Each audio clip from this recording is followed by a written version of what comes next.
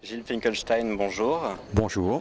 Vous êtes théoricien de l'accélération du temps et directeur général de la Fondation Jean Jaurès.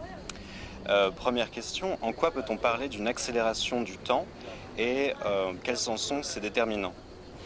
Je crois que le phénomène dont nous sommes les contemporains, c'est une mutation et une mutation radicale de notre rapport au temps. On vit un temps qui est à la fois accéléré, c'est ce que vous avez évoqué, et c'est le culte de la vitesse qui est celui de nos sociétés. Nous vivons un temps qui est de plus en plus compacté, c'est-à-dire un temps qui n'a plus de profondeur, plus de passé, plus de futur. On est dans le culte du présent et même dans le culte de l'instant. Et on vit, troisième mutation, un temps qui est de plus en plus saturé, c'est-à-dire que ne rien faire est devenu impensable, faire plusieurs choses à la fois est devenu naturel, on est dans le culte de l'action et même dans le culte de la suractivité. Et donc cette accélération, cette dictature de l'urgence, je crois que c'est la conjonction de ces trois phénomènes. Les déterminants principaux, ils sont à la fois économiques, c'est la mondialisation, ils sont technologique avec l'explosion et la révolution numérique et c'est ça qui explique fondamentalement que ce que nous vivons aujourd'hui et le fait que ce phénomène est un phénomène dont les principales manifestations sont relativement récentes. Beaucoup ont moins de 20 ans et beaucoup ont même moins de 10 ans. Et est-ce que le temps doit être considéré selon vous comme une ressource rare?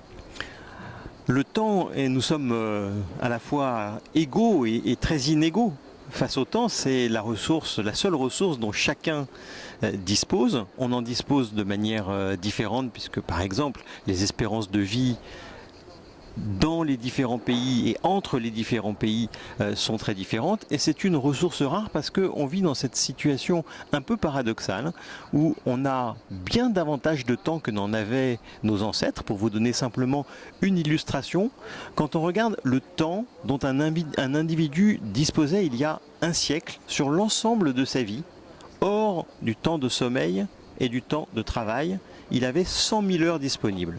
Aujourd'hui, nous sommes passés, en raison à la fois de la diminution du temps de travail sur la semaine, sur l'année, et en raison évidemment de l'augmentation de l'espérance de vie, nous sommes passés de 100 000 à 400 000 heures disponibles pour un individu en moyenne. Donc, d'un côté, allongement du temps disponible, et d'un autre côté, ce sentiment de plus en plus fort que l'on est dépossédé de son propre temps.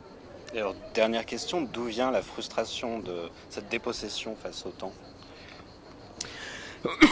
Cette frustration, elle vient de la dépossession elle-même. Je vous en donne une illustration là aussi concrète. Il y a une étude qui a été publiée il y a quelques semaines aux États-Unis qui calculait le temps qu'un salarié qui travaille devant un écran passe sans être interrompu par l'arrivée d'un mail ou par un appel téléphonique. Eh bien, ce temps, en moyenne, pour un salarié américain devant un écran, est de 3 minutes. 3 minutes sans être interrompu.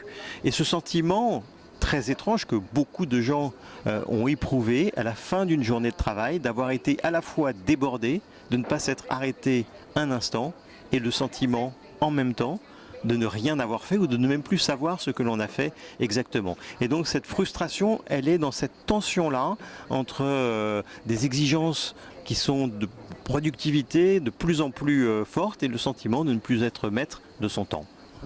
Gilles Finkelstein, merci beaucoup. Merci.